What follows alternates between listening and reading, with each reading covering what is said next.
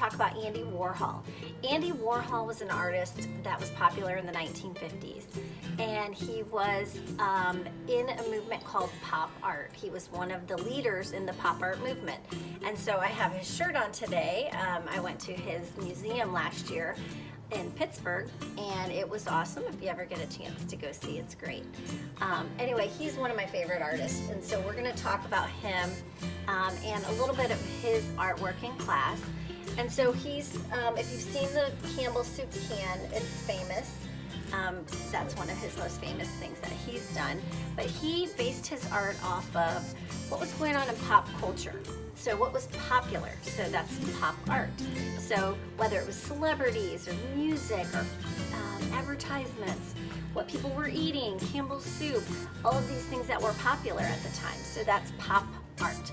And his stuff, he did a lot of prints, so he did silk screening, which we'll talk about that later. But a lot of his images were prints. So you can see they look the same but are different colors.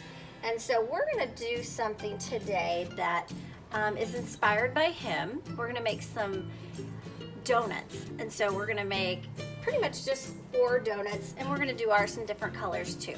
So I look forward to seeing any that you wanna share with me.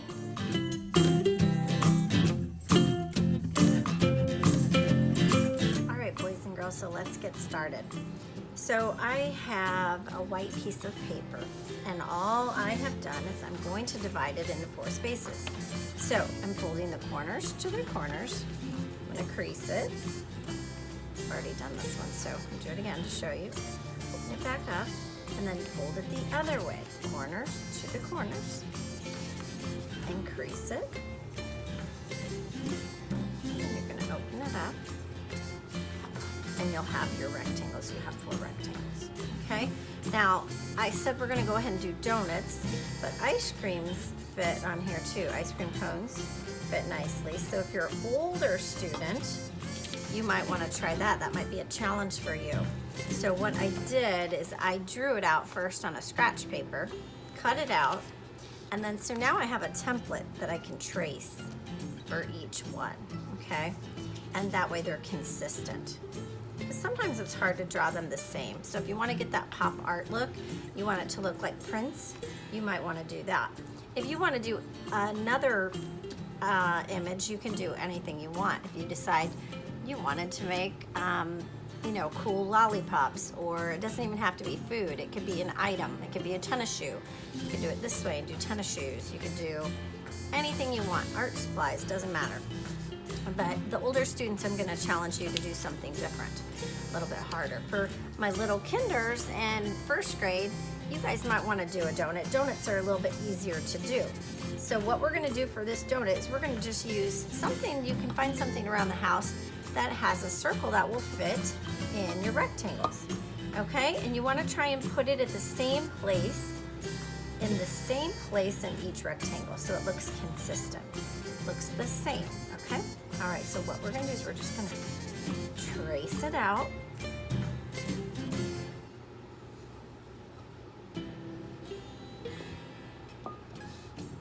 And actually a donut wouldn't be exactly perfect, would it? So you could make it a little bumpy if you wanted to. Okay, and then we're just gonna draw the circle in the middle.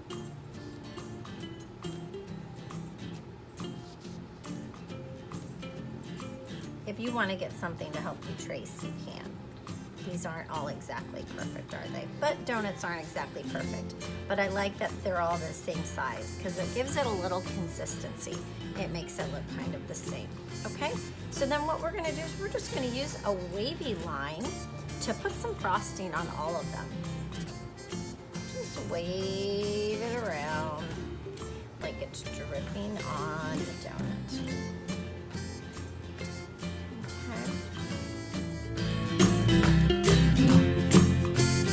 Okay, so I've got 2 with frosting, and then maybe I'll make these different. Some drizzles of frosting,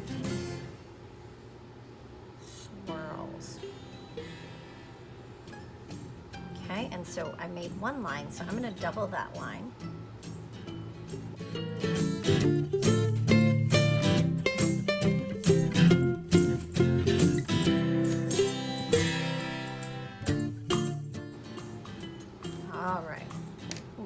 finished that, you can go ahead and start tracing your donut with the black marker, and you don't have to trace them black. You can trace them any color you want to. And remember, donuts aren't perfect, so this outside could be a little bumpy, and that's okay.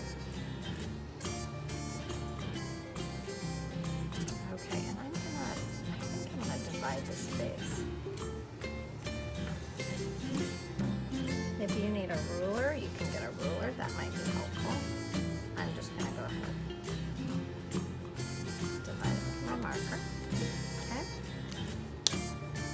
And then now is the fun part. Now it's the time to decorate however you want to do it. So I'm just going to go ahead and get my crayons, and I'm going to mix up crayons and markers, I think.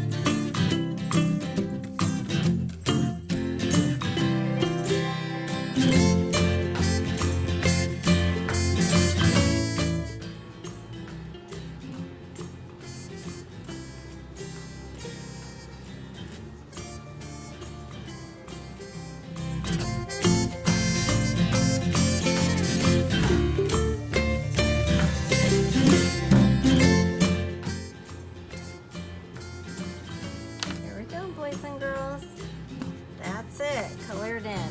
So you take your time and do a good job. This project will last us a couple weeks at school. We'll probably draw it the first week and talk about Andy Warhol, and then on the second week we'll probably start coloring in. So hopefully it'll be a 2-week project. But our kids are still working on the last project, so you guys are going to be a little ahead at home. All right, we'll see you next time. Bye-bye.